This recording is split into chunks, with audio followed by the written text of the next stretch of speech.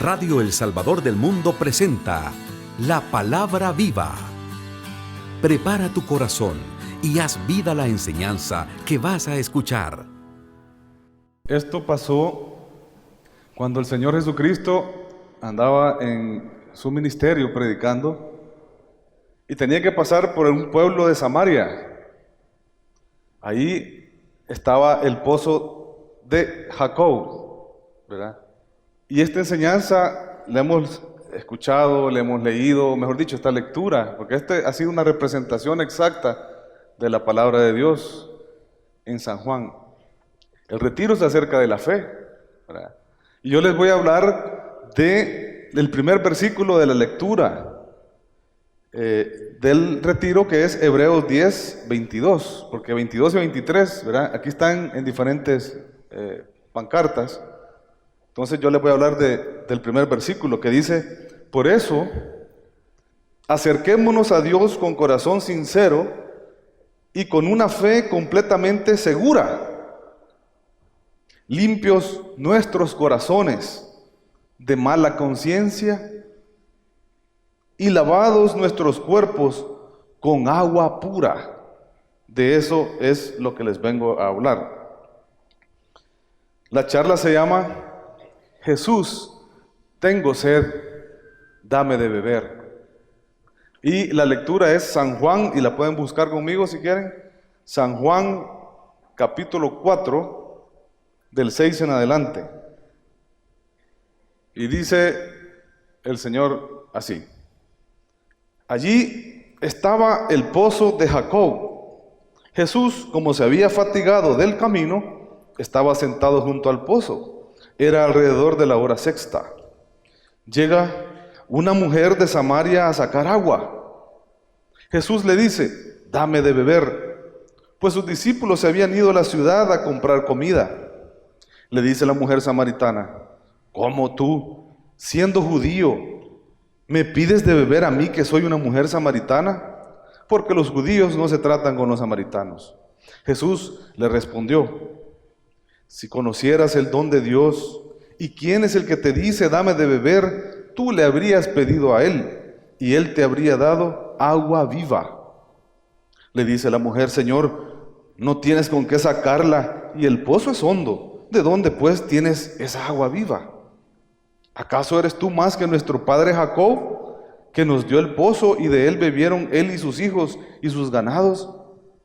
Jesús le respondió: todo el que beba de esta agua volverá a tener sed, pero el que beba del agua que yo le dé no tendrá sed jamás, sino que el agua que yo le dé se convertirá en él en fuente de agua que brota para vida eterna. Le dice la mujer: Señor, dame de esa agua para que no tenga más sed y no tenga que venir aquí a sacarla. Él le dice: vete, llama a tu marido y vuelve acá. Respondió la mujer: no tengo marido. Y Jesús le dice: bien has dicho que no tienes marido, porque has tenido 5 maridos, y el que ahora tienes no es marido tuyo. En eso has dicho la verdad. Palabra de Dios. Si nos trasladamos a la época, el momento histórico, el momento real que sucedió este pasaje, lo que sucedió es insólito para ese tiempo. Realmente no podía haber sucedido con una mujer normal, ¿verdad? ¿Por qué? Porque los samaritanos y los judíos no se trataban entre sí, eran enemigos. Desde la época de Esdras y Nehemías, en el 538, desde ahí venía la enemistad entre el pueblo samaritano y el pueblo judío. O sea que eso de que ella se iba a poner a hablar con él sin conocerlo era insólito, un caso insólito. ¿Por qué? Además, los judíos consideraban a los samaritanos como gente poseída por el diablo, y a las mujeres las consideraban ritualmente impuras por naturaleza, y eso lo sabía esa mujer. Y aún así se atreve a hablar con este varón, ¿verdad? Con este hombre que está en el pozo. La mujer samaritana en esa época, cualquier mujer samaritana, debía ser con los hombres, pero especialmente con los judíos, porque les acabo de contar, cautelosa y parca, callada, si se quiere, tímida. Cualquier otra persona, cualquier otra mujer le hubiera dado la espalda a Jesús, no hubieran entablado conversación. Entonces, ¿qué podemos deducir de ella, de esta situación? Bueno, que no era aquella mujer que había tenido 7 maridos, ¿verdad? Porque ella lo que había hecho es enviudar los maridos. Cuando los escribas le preguntaron a Jesús, bueno, ¿y en el cielo de quién va a ser esposa esta? Si había tenido 7 maridos, pero ella no, ella era viuda 7 veces. Entonces no era esta mujer. Además, ella era judía y esta es samaritana. ¿Qué otra cosa podemos deducir de esta mujer entonces? Por haberse atrevido a hacer lo que hizo, pues. Ella no sabía que era Jesús. Ella vio un joven, me imagino que bien parecido al Señor, ¿verdad? Treintón, cipotón. Bueno, yo deduzco, por simple inspección, que a esta mujer le gustaban los hombres. Es que no había razón para que rompiera todo lo que les acabo de decir, o sea, tenía que haberle gustado. Si había tenido 5 maridos y no los había enviudado, porque no dice que los había enviudado, y ahora no tenía marido sino que amante, o sea, algo tenía esta mujer con eso, ¿no? De seguro una debilidad evidente relacionada con la sensualidad, la lujuria, el sexo, la necesidad de ser el centro de atención, cambiando maridos como cambiarse ropa, una sed que la tuvo que haber llevado a tener ese desorden en su vida, una sed para calmar sus aguas de pasiones desordenadas, o mejor dicho, agua para calmar una sed de pasiones desordenadas. Ahora quiero que me ayuden a hacer un ejercicio y vamos a ir otra vez a la palabra, pero nos vamos a situar no como que Dios nos habla a nosotros, sino que Jesús hablándole a esta mujer. En el 13 dice, no lean, yo lo voy a leer. Dice, Jesús le respondió, todo el que beba de esta agua, y le ha de haber señalado al pozo, ¿verdad?, volverá a tener sed. O sea, le estaba diciendo, si tú bebes de otra agua, volverás a sentir la necesidad de satisfacerte en cosas o personas que no te van a satisfacer plenamente, en tu caso mujer, con los hombres. Y del 14 dice, pero el que beba del agua que yo le dé, o sea, le estaba diciendo, de mí mismo, ¿verdad?, no tendrá sed jamás. O sea, le estaba diciendo, no necesitará de nada más para sentirse pleno, lleno, normal, satisfecho o completo. Eso le estaba diciendo a esa mujer. Y le dice, sino que el agua que yo le dé, saliendo de su costado, ¿verdad?, de su corazón, de Jesús, se convertirá en él, o se convertirá en ti, mujer, en fuente de agua. O sea, va a producir en ti agua de vida, que va a salir desde adentro, va a brotar desde adentro, agua de vida, inagotable, ¿verdad? Y sigue la palabra que dice, que brota, esa agua brota para vida eterna. O sea que, mujer, te va a satisfacer eternamente, comenzando desde ahora hasta la eternidad. Y no necesitarás buscar en ningún otro pozo calmar una sed de X necesidad. En el caso tuyo, mujer, de hombres, ¿verdad? Palabras que penetran hasta la médula, mis hermanos. Esta mujer se ha de haber impactado y se convierte en un proceso de conversión postrada delante del Señor y le dice, Señor, dame de esa agua. O sea, dame de ti, lléname, báñame de ti, para que no tenga más sed. O sea, para que me sienta hoy sí plenamente satisfecha y feliz, sin necesidad de buscar saciar esta sed de hombres en otro lado. Y así ya no voy a tener, le dice la mujer a Jesús, que venir a buscarla a este pozo. O sea, ya no voy a necesitar andar buscando mi plena satisfacción en hombre, de relación sexual en relación sexual, de sensualidad en sensualidad, de excitación en excitación, ni tampoco mi seguridad material, ni mi protección humana, ni mi vestido, porque en ti voy a tenerlo todo. Eso es lo que le dice esta mujer, y ese es el proceso de conversión. La carne, mis hermanos, como enemigo espiritual, necesita satisfacerse de un sinfín de maneras, y no necesariamente solo con sensualidad o placer físico. La carne busca todo tipo de placeres y satisfacciones, y no solamente, como les digo, sensual y sexual. Usted tiene que conocer a su enemigo principal, Ese enemigo anda buscando satisfacerse de un sinfín de pozos, una sed de un sinfín de necesidades, ¿verdad? Y eso es la lucha en que nosotros tenemos, la buena batalla de la fe. No permitir que mi carnalidad, ¿verdad?, me haga sentir que yo necesito otras cosas para ser pleno, satisfecho, para sentirme tranquilo, feliz o normal, como yo he sido siempre. Ese es lo que está pasando con esta mujer. Y de repente, si nos dejamos llevar por la carne en ese sentido de buscar satisfacernos en otros pozos, en otras aguas, caemos en uno de los problemas principales que tenemos todos los cristianos, que son los pecados recurrentes, los pecados repetitivos. Porque nosotros, muchos, desde el día del retiro, dejamos un montón de cosas horribles y feas en las que andábamos metidos. En la mayoría de casos me he dado cuenta yo de que lo primero que dejamos son las malas palabras, ¿verdad? Y muchos, el mismo día del retiro, dejamos de fumar y nunca más nos volvemos a tomar un trago. Y muchos otros, inmediatamente después del retiro, unos meses que vienen, comienzan a dejar los amigotes y un montón de cosas.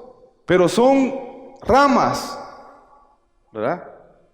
Hay poda de las cosas que se ven, que son evidentes, pero las raíces, hay veces, muchas veces, nos cuesta o no queremos dejar que nos corten de raíz pecados o áreas. Y la carne, ¿verdad?, se da gusto con eso. Y los demás enemigos confabulan para hacernos caer. Y de repente nos vemos en que estamos metidos en un círculo vicioso, por eso se llama vicioso, ¿verdad?, en el que caemos, le pedimos perdón a Dios y volvemos a caer en lo mismo. Le volvemos a pedir perdón a Dios y volvemos a caer y volvemos a pedir perdón a Dios. ¿Alguna vez les ha pasado eso a alguno de ustedes? No me levante la mano porque les va a dar pena, yo sé. Pero sí, fíjense que dice el catecismo que el pecado crea una facilidad para el pecado, engendra el vicio. Es una adicción por la repetición de actos. Y por favor, cuando diga vicio, no piense en droga. No. Vicio es cuando usted es adictivo a algo, pecaminoso en este caso, ¿verdad? Dice que el pecado crea una facilidad para el pecado, o sea que el pecado trae otro pecado. De ahí resultan inclinaciones desviadas que oscurecen la conciencia y corrompen la valoración concreta del bien y del mal, ¿verdad? Y inclinación desviada es todo lo que se desvía del Señor. No tiene que hacer una aberración sexual para decir, yo no tengo eso, ¿verdad? Que ese es el principal problema. Entonces el pecado se reproduce y se refuerza cuando usted vuelve a pecar. Yo me acuerdo que una vez me dijo un sacerdote que yo estaba en esa situación, que caía y volvía a caer y me arrepentí y volvía, ¿verdad? Y entonces yo llegué donde el padre todo avergonzado y le dije, mire padre, yo vengo a confesar el mismo pecado. Pero me dijo, ¿cómo? Me dijo, no era español. ¿Cómo me dice hijo? Me dijo. Entonces le dije yo, el mismo pecado, señor padre. Pero ¿hace cuánto te confesaste? Entonces me dijo, le dije yo, hace 2 semanas. No, hombre, me dijo, este no es el mismo pecado, este es otro pecado. No, padre, le dije yo queriendo convencerlo, ¿eh? No le estoy explicando qué es esto y esto, pues. Sí me dijo, pero ese es otro, me dijo, porque aquel ya te lo perdonó el Señor. El mismo, fíjate. Y después me dijo, no os preocupéis, porque yo le conté que estaba sirviendo, y ese era más dijo, Señor, yo soy servidor, me pongo a hablar delante de miles de gentes. Entonces, ¿cómo voy a hacer yo para ponerme ahí si tengo? No os preocupéis, me dijo, Dios sabe al león que amarra, me dijo. Gloria a Dios. Y Shangán se me quitaron todos los males, ¿me entendés? O sea, yo glorifiqué al Señor. Y mira, y era un padrecito canoso, viejito, así pelo blanco, puro Santa Claus. Ya me le tiraba yo a abrazarlo al padrecito de lo feliz que me sentía, ¿me entiendes? Pero muchas veces nosotros no aceptamos ese perdón de Dios. Ahora, si yo peco intencionalmente, o sea, yo sé que, pues sí, pero Dios me va a perdonar intencionalmente, es como probar a Dios casi. Es como que usted orara y le dijera, Dios, perdóname por este pecado que estoy a punto de cometer. Eso es abusar de la gracia de Dios, aunque Dios es infinitamente misericordioso, ¿verdad? Ya lo sabemos, por supuesto. Y ese pecado se llama de presunción, está en el catecismo, en la doctrina. Dice que se presume de la omnipotencia o de la misericordia divinas, esperando obtener su perdón sin conversión y la gloria sin mérito. En el párrafo 2092. Se llama pecado de presunción, o sea, que yo, sabiendo que esto no lo debo de hacer, inclusive llego hasta decirle al Señor, ay, como vos me vas a perdonar, ¿verdad? Lo voy a hacer. Y lo hago, y lo hago, y lo hago. Eso se llama presunción. O sea, no hay perdón sin conversión. O sea, si usted no tiene el deseo de cambiar, o sea, ese es el arrepentimiento, una tristeza profunda por haber ofendido a Dios y un deseo vehemente de cambiar, ¿verdad? Pero bueno, la carne es débil, pero la carne humana, la carne espiritual es fuerte, porque nos lleva a este tipo de situaciones, ¿verdad? La motivación para nosotros, de todas maneras, es honrar al Señor en todo lo que hacemos, en todo lo que hacemos. Glorificar a Dios, ¿verdad? ¿Se acuerdan la charla del desayuno? Estamos hechos para darle la gloria a Dios. Por ejemplo, en el mundo, alguien tiene alguna tendencia homosexual, por decirles un ejemplo. Esta persona se convierte y entra en un afán por querer ser normal y ser como los demás hombres. O mujer, ¿verdad? Ser normal y ser como las demás mujeres. Y entra en un afán y una lucha y una lucha. Y entonces se enfrenta con una situación compleja y difícil. Y el problema es de enfoque. Porque su meta no debe ser igual que los demás hombres o mujeres. Su meta debe ser santo. Su necesidad no es la de mujeres, si es hombre, o de hombre, si es mujer, sino la necesidad de desear a Dios. Eso es lo que tenemos que hacer. Buscar a Dios sobre todas las cosas. Y así en todos los pecados, en todas las áreas, en todos los pozos. Lo importante es, y lo que Dios desea es que busquemos glorificarlo y que nuestra motivación para lo que hacemos, nuestra motivación para el servicio, que es lo que estamos aquí reunidos, sea agradar a Dios y buscar a Dios. Ahora, el problema es que con la tentación nosotros queremos muchas veces enfrentarnos cara a cara con la tentación y muchos creemos que somos capaces de pelear contra la tentación y vencer la tentación. Y usted le dice, vete, te reprendo, tentación. Lo más seguro es que usted pierda la batalla y gane la tentación. Lo que tenemos que hacer es luchar contra el diablo y renunciar al pecado huyendo de la tentación. O sea que es mejor que digan, aquí corrió que aquí murió, ¿me entiende? O sea, usted no tiene que ponerse a luchar contra la tentación. Usted lo que tiene que huir. Ustedes se acuerdan de José en el Antiguo Testamento, ¿se acuerdan? ¿Y a qué lado? ¿Y en Santana no se acuerdan de José? Ah, ahí está José. ¿Pero cuál José? ¿San José o José del Antiguo Testamento? Ah, José del Antiguo Testamento. Ah, pues con ustedes es la cosa. No, es que es un símbolo de esta charla. José es un símbolo de esta charla. Acerca del tema de huir de la tentación. ¿Ustedes se acuerdan cuál fue el problema de este muchacho? Otro muchacho treintón, bien parecido, ¿verdad? Que le sirve a su amo, era esclavo y el amo lo ve que es tan inteligente y capaz y productivo que lo asciende a mayordomo y jefe de todos. El único que estaba arriba de José en hacienda del Señor era el Señor dueño. Pero tenía una esposa como la samaritana. Entonces, obviamente le había volado el ojo a José. ¿Y qué hacía esta mujer, si ustedes se acuerdan, si han leído esa lectura o han visto las películas, ¿verdad?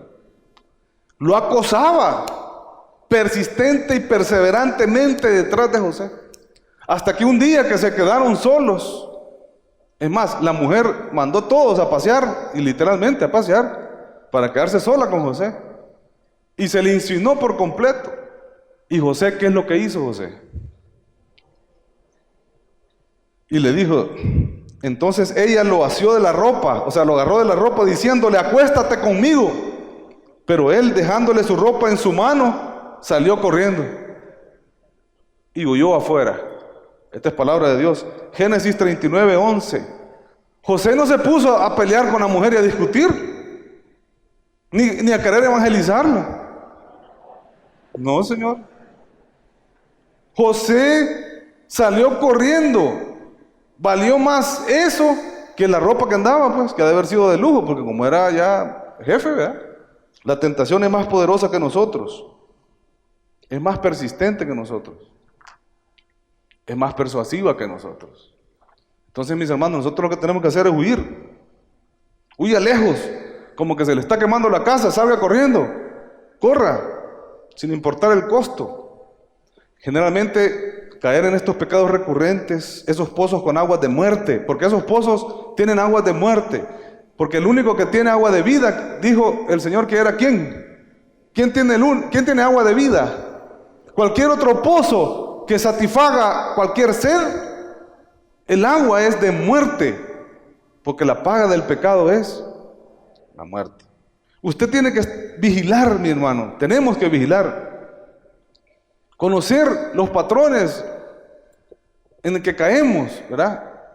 Hay señales bien claras de las cosas, de cómo actúa la tentación, de cómo actúa la debilidad de la carne. Uno tiene que aprender a conocer a su enemigo para vencerlo, si no, ¿cómo? Por ejemplo, usted sabe cada vez, mi hermana, que va al salón, a ese salón, donde la muchacha que le hace las uñas, siempre comienza con chambres y rumores de las otras clientes. Y usted conoce a las otras clientes. Usted siempre cae al escucharla y hacerse partícipe de los chismes. ¿Qué es lo que tiene que hacer? ¿Convencerla a ella de que cambie? No, mi hermana. ¿Qué tiene que hacer? Huir.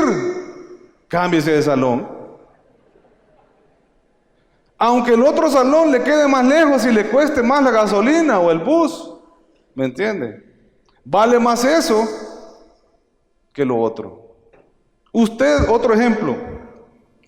Usted sabe que cada noche que se acuesta tarde, haciendo lo que se ponga a hacer, cada noche que se acuesta tarde, le cuesta levantarse temprano en la madrugada a orar. ¿Qué es lo que tiene que hacer? Huir a la cama. Váyase a dormir temprano, hombre. Usted sabe que Dios le ha pedido un encuentro personal e íntimo todas las mañanas. Y usted sabe que Él está presente en la cita. Llegue usted o no llegue, ¿cierto o no es cierto? ¿Por qué dejar plantado al Señor de señores? Porque queremos satisfacer una sed de saber qué en la noche y preferimos ese pozo que para mí es un pozo de orgullo. ¿Sabe por qué? Porque el orgullo es hacer lo que se me venga en gana sin importar si eso le hace daño a otros o a mí. Y el desvelarme le hace daño a mí. Entonces yo lo hago porque soy un orgulloso. Del pozo del orgullo. ¿Por qué? Y después le preguntan al pastor, ¿y estás orando? Y lo que hace son unos 15 minutos inquietos, porque se persigna en la mañana, ¿verdad? Y hace un medio Padre Nuestro y se va corriendo. No, mira, pues si está cansado, está todo desvelado. Otro ejemplo. Si en el trabajo, al mediodía, a la hora de comer, en su oficina, usted se queda solo, todos se van, y le da la oportunidad de meterse al internet. ¿Y qué cree que va a ser la tentación ahí? A estudiar la Biblia. Vaticano.va. No. ¿Me entiende? ¿Qué tiene que hacer usted, pues? Apagar la computadora e irse a comer al patio, donde están todos los demás, ¿me entiende? Eso es lo que hay que hacer.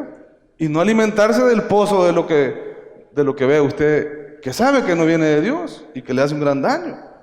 Hay que vigilar todas las áreas donde uno es tentado. Usted ya conoce el patrón, porque la otra cosa es que el diablo que Dios reprenda no es nada creativo. Siempre es lo mismo. Hay patrones bien enmarcados. ¿De dónde es que usted cae? Porque su carne lo lleva. Usted tiene sed de algo, porque por eso lo hace. Usted necesita satisfacerse con algo. Y acuérdese que no solo estamos hablando de sensualidad. el miedo o el odio, el rencor. Esos son pozos de agua de muerte. Y usted prefiere alimentarse de eso que alimentarse del agua viva, el agua de vida que sale del corazón de Dios para nosotros, ¿me entiende? En el Salmo 23 dice: es Yahvé mi pastor, nada me falta. Me hace recostar en verdes pastos y me lleva a frescas aguas. Y en el versículo 3 dice: recrea mi alma. Y me gustó la versión de la Nácar Colunga porque recrea mi alma. El Señor recrea mi alma, ¿me entiende? El Señor es el que me satisface plenamente, dice. Porque dice que el que tome de la agua que sale de su corazón, ¿qué dice aquí? En la lectura que les leí de San Juan 4, ¿qué dice? Que vendrán fuentes del interior de la persona de agua, de vida. Y ese le va a quitar todo tipo de sed, mi hermano. Todo tipo de sed. Si has estado visitando pozos con aguas que no traen más que una satisfacción pasajera, porque eso es lo triste de la historia, ¿verdad? Que esas aguas solo te dan una satisfacción pasajera, porque si fuera permanente no regresarías al mismo pozo. Tú sabes a dónde está la fuente de agua de vida y sabes dónde están los otros pozos. Y escoges irte a los otros pozos. Pero como el otro pozo no te satisface, regresas al otro pozo, creyendo que eso te va a satisfacer. Inclusive, puede hacer que te hayas llevado un pozo, aunque sea chiquito, ¿verdad?, a tu casa. Y ahí lo tengas adornado con guirnaldas y todo el pocito, ¿verdad?, ahí en la casa, ¿verdad? Ay, mi pozo. Tengo sed.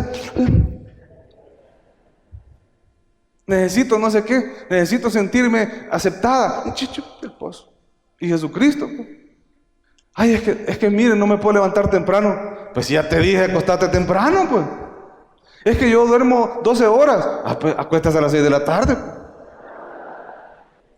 No, pues es que eso es lo que hay que hacer, mi hermano. Si no, mire, está repitiendo y sintiéndose culpable, y la culpa lo abruma, lo apabulla, y en la mayoría de los casos, me he dado cuenta yo, lo aleja. Se siente rechazado por Dios. Así se siente uno cuando está metido en eso, en esas aguas de muerte, queriendo satisfacer algo, a sabiendas de que el único que satisface plenamente es Jesucristo. Todas las necesidades que usted se le imagine, todas. No necesita ir a buscar otros pozos. Él es la fuente de vida, Él quita toda sed. Pero mire, cuando le digo toda sed, voy a hacer un repaso de algunos pozos. Porque es importante identificarlos. La soberbia consiste en la estima de sí mismo o amor propio indebido, que busca la atención y el honor de otros y se pone en antagonismo con Dios. Y de aquí, en este lugar donde está este pozo, hay otros pozos alrededor, ¿verdad? De la misma fuente de agua de muerte se nutren otros pocitos alrededor de la soberbia. Por ejemplo, la vanagloria, la complacencia que uno siente de sí mismo a causa de las ventajas que uno tiene y jactarse de poseer sobre los demás. La jactancia, falta de los que se esmeran en alabarse a sí mismos para hacer valer vistosamente su superioridad y sus buenas obras. El fausto, fíjate, este pecado se llama fausto. Consiste en querer elevarse sobre los demás en dignidad exagerando, por ello el lujo en los vestidos y en los bienes personales, llegando más allá de lo que permiten sus posibilidades económicas. Aquel que compra cosas para demostrarle a los demás algo, pero no tiene la capacidad para pagárselas. Y un pecado trae otro pecado, ¿verdad? Y el fruto de eso es el endeudamiento, porque quiere vivir un estilo de vida que no se puede pagar. Ese es el fausto. La altanería se manifiesta por el modo imperioso con el que se trata al prójimo, hablándole con orgullo, con terquedad, con tono despreciativo y mirándolo con aire de desdeño. Son los típicos creídos en salvadoreño, ¿eh? Esa es la altanería. La ambición, deseo desordenado de elevarse en honores y dignidades como cargos o títulos. solo considerando los beneficios que le son anexos a estos cargos o títulos. También la fama y el reconocimiento, una ambición desmedida, ¿verdad? También por las cosas materiales. La pereza, en este pozo que queda en otro oasis, ¿verdad? Hay otros pocitos alrededor, como por ejemplo la repugnancia y aversión al bien que hace que éste se omita o se practique con notable defecto. La inconsistencia en el bien, la continua inquietud e irresolución del carácter que varía a menudo de deseos y propósitos. Tan pronto decide una cosa, tan pronto desiste de ella, sin ejecutar nada. O sea, son los que son inconstantes, ¿verdad? Esa es una manera de pereza. Comienzan un proyecto y no lo terminan nunca. Y solo son llamaradas de tusa en buen guanaco, ¿verdad? Arrancan. Hoy sí, voy al retiro de compromiso. ¿Y qué pasa en junio? A ver, mis amados líderes de grupos, ¿qué nos pasa en junio? Inventándonos hacer reuniones de avivamiento y de repescando. ¿Por qué? Porque la mitad de ustedes ya se fue a sus cosas, ¿verdad? A beber de otros pozos. Porque te tienes que quitar la sed, porque sed nos va a dar. O te la quitas en la fuente de agua viva, o te la quitas en otros pozos. Ahí no hay manera de verlo de otra manera. No existen en medio, ¿verdad? La pereza, pusilanimidad y cobardía, por lo cual el espíritu abatido no se atreve a poner manos a la obra y se abandona a la inacción. La ociosidad y la fuga de todo trabajo. El amor a las comodidades y a los placeres. O sea, los típicos haraganes. Ese es un pozo. La pereza, la comodidad. Usted quiere bienestar material. Mire, trabaje. Porque con el sudor de la frente uno se tiene que ganar el pan. Gracias a la Eva. No, pero ¿qué vamos a hacer, pues? Así nomás. El maná ya cayó allá en Egipto. Usted tiene que sudar la gota gorda. Y tiene que esforzarse. La lujuria. Ese pozo, hay un oasis donde está la lujuria y otros pocitos, ¿verdad? Es un apetito desordenado en los placeres eróticos. Ahí sí, sexuales, sensuales. La fornicación, el rapto, el incesto, el adulterio, la masturbación, la sodomía, la bestialidad y la pornografía. Están derivados ahí. En ese oasis hay otro montón de pozos. Y usted cree que necesita una satisfacción erótica de esa manera. Y la carne le ganó el juego ahí. Y a los varones sobre todo, mis amados hermanos. Hay salida. Usted lo que tiene que hacer es buscar que Dios lo satisfaga y glorificar al Señor en todo lo que hace. Eso es lo que tenemos que hacer. Hay más recurrencia en el varón que en la mujer en este caso. Si está sufriendo por eso, ya no sufra, mi hermano. La solución es Jesucristo. Que Él sea la fuente de satisfacción. Que Él sea la fuente de satisfacción carnal. Él puede satisfacer y calmar esa sed. No hay otra manera. Y con Él es plenamente y constantemente. La gula, ese es otro oasis, con un montón de pocitos alrededor. Ese pozón de la gula. Uso inmoderado de los alimentos necesarios para la vida. Cuando por el solo placer de comer se llega al hurto o se reduce la familia a la mendicidad, porque todo se dedica a comer. Cuando el deleite en el comer se reduce a un fin único y preponderante en la vida, o sea, vive para comer, no come para vivir, ¿verdad? Hay una gran diferencia. Cuando es causa de graves pecados como la lujuria y la blasfemia, cuando transgrede los preceptos de la iglesia en los días de ayuno, cuando se provoca voluntariamente el vómito para continuar el deleite de la comida, como hacían los romanos en las fiestas que hacían, ¿verdad? Cuando se autoinfiere grave daño a la salud o sufrimiento a sí mismo y a los que lo rodean. O sea, el exceso de comida trae graves daños a la salud. La gula tiene un aspecto que no debemos de dejar de considerar, dice. La gula es la manifestación física de un apetito más profundo y significativo. El que cae en las tentaciones de la gula no solo quiere consumir comida, quiere de alguna manera ingerir todo el universo a su alrededor, asimilar todo para sí. Todo lo exterior, reducir todo lo demás, las personas, todo tiene que ser para él. Ese es gula. El pozo de la envidia, cuando nos incomoda y angustia a tal grado el bien o los bienes materiales de otros. Deseamos verlo a este otro privado de esos bienes que legítimamente ha conseguido, porque nosotros, por nuestra impotencia, no los hemos podido conseguir. Cuando el hermano le dice, gloria a Dios, el Señor me bendijo con una casa nueva, y usted está ahí en la asamblea y dice, gloria a Dios. Yo le he pedido como 7 años la casa al Señor. Se llama envidia. Pero hay personas que son recurrentes en eso, ¿verdad? Nunca están contentas con lo que tienen y siempre están viendo el pasto del vecino más verde que el de ellos. La avaricia, este es otro oasis con pozos. El apego inmoderado a las riquezas.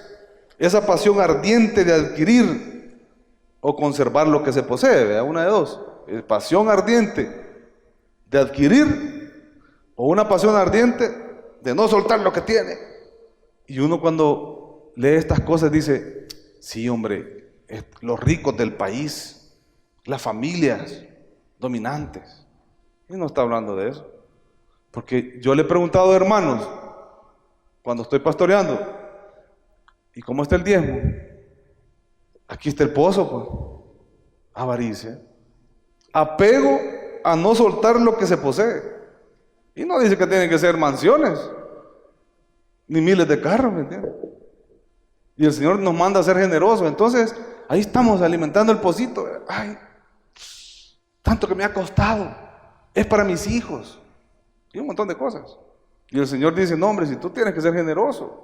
Mi hermano, cualquiera de estos pozos que han sido tu fuente para quitar la sed, esa sed, y no es Jesucristo, yo te invito, regresa a Cristo. Él es la fuente de agua de vida. ¿Tú crees eso? Lo que hay que hacer, mi hermano, es clamar, arrepentirse, pedir perdón, convertirse, como dice el catecismo, ¿verdad? Perdón sin conversión no funciona. Tiene que haber un deseo vehemente de agradar a Dios y de alimentarse solamente con el agua de vida. En el Salmo 32, del 5 al 7 dice, reconocí mi pecado y no te oculté mi culpa. Me dije, confesaré a Yahvé mis rebeldías y tú absolviste mi culpa, perdonaste mi pecado. Por eso quien te ama te suplica, llegada la hora de la angustia, y aunque aguas caudalosas se desborden, jamás le alcanzarán. Tú eres mi cobijo, me guardas de la angustia, me rodeas para salvar. Palabra de Dios. Reconocí mi pecado y no te oculté mi culpa. Yo te invito, mi hermano y mi hermana, a renunciar, buscar alimentarse y satisfacerse, a quitar esa sed de lo que sea, en esos pozos que solo te dan agua de muerte, e invitarte a Jesucristo. Él es la fuente de vida. No hay otra manera. No la hay, ya basta de sufrir. Eso es lo que el Señor quiere para ti. Te invito a que con esta alabanza, con esta canción, vamos a ir profundizando, buscando dentro de nosotros esos pozos de muerte.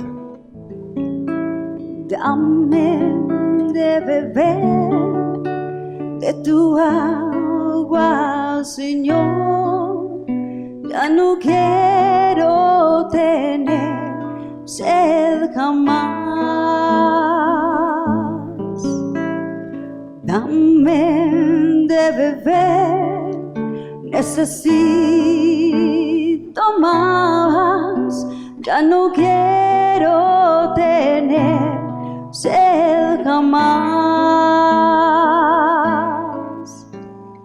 Dame agua viva, ven llena hoy mi ser. Ven y sáciame con tu verdad.